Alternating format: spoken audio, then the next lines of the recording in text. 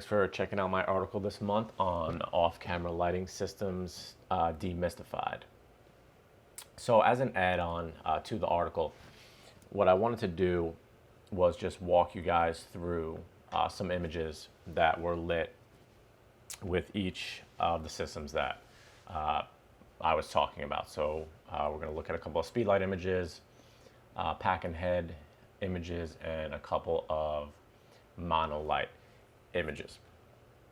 So what I really want to do is give you an idea of the limitations and the kind of images and power you're going to be able to get from each of these available tools. So first, let's jump into a speedlight image, which is what you're looking at here. So with speedlights, again, like I said, you have the limitation of power, recycle, and for wireless purposes, you're either going to be using something like a pocket wizard or something that has built-in radio like a Canon 600 or a photic system. There's a couple other options out there as well. But with speedlights, your best bet to get the most out of them is going to be when your light source is closer to your subject. The farther away you're going to get, you're going to notice you're just not going to have that power. You're not going to be able to get the light that you need to produce your images. So on this one here, we waited till the sun was a little bit gone and cover right here, so there wasn't much harsh light coming in the back. And then what we did is Melissa is here, here behind this column, lighting the subject, coming across this way into her here. Now the distance really isn't that much here. It's probably less than 10 feet or so from here to here.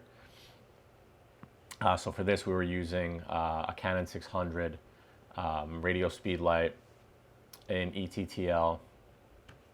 So for that, when I'm doing something with speed lights on an ETTL, let's say, I will be in aperture priority. That's the mode I shoot in most of the time. And I will use exposure compensation to underexpose the scene a bit, so we can bring in the detail back in here and not blow this out. And then I'm looking to set my aperture to bring my shutter speed down to 200 or less, because that is the sync speed for my Canon system. Is going to be 1/200th of a second.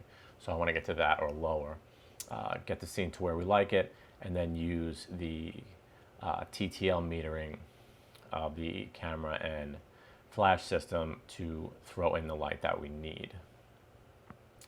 But again, this was a much closer range shot than what we typically do. So in this case, speed lights were enough here. In the second image, this one we shot on this was the streets of Philadelphia. It was freezing. It was around Christmas time. It was like 23 degrees out. And so I'm standing, this was pretty close. The shot was pretty close. This was shot with a 16-35. So I'm pretty close to them,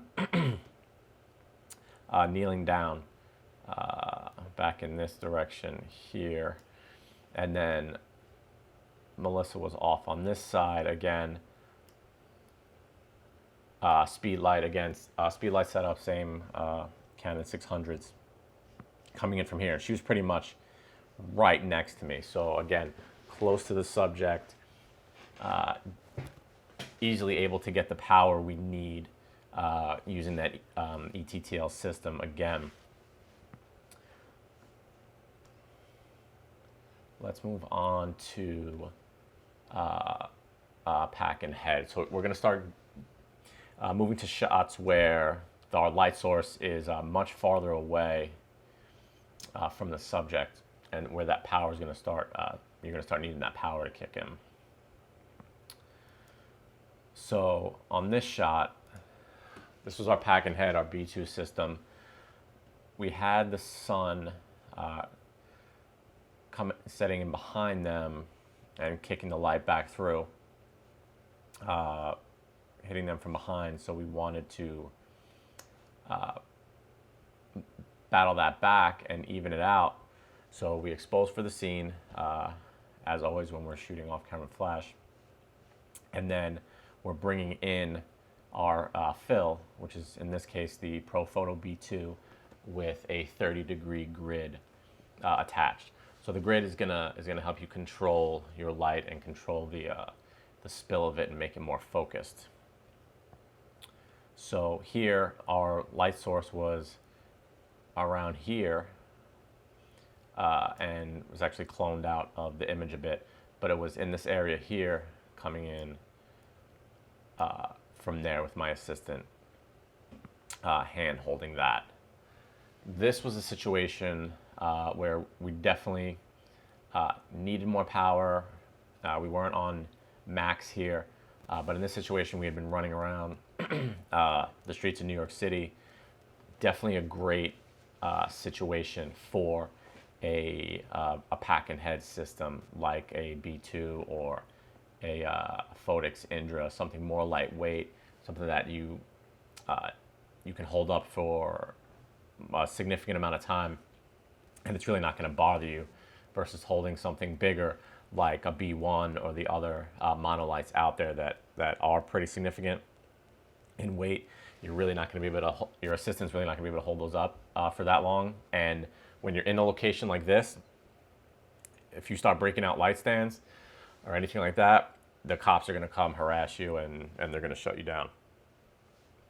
So this is an ideal situation where if you can get close enough, you'll get enough power.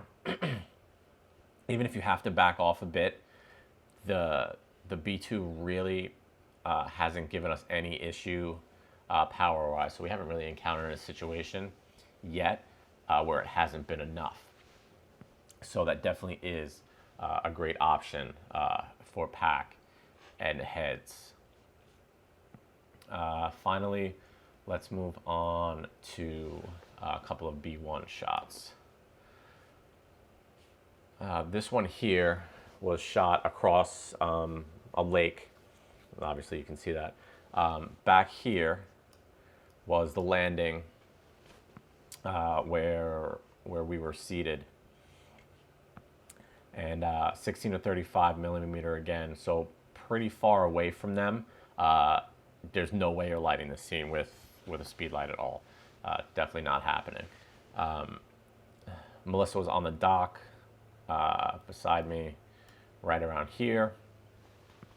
And again, pretty high up on the power to throw across this entire lake here to get some nice light on them. On the B1 for this shot, we had the ProPhoto Zoom Reflector 2. That's going to help you focus the light, control your spill, and provide some really nice light, and will throw it across a good ways there. For this, the B1 is definitely, I think, where we need it to be. I didn't have a B2 at the time to see if it could handle it. But there have been plenty of shots where I do have to darken down the scene a great deal. And I am shooting the B1 at 10 at its full power. So obviously with a B2 being a stop lower on that, you would have to bring up your ISO to get more sensitivity in there to be able to create a similar exposure.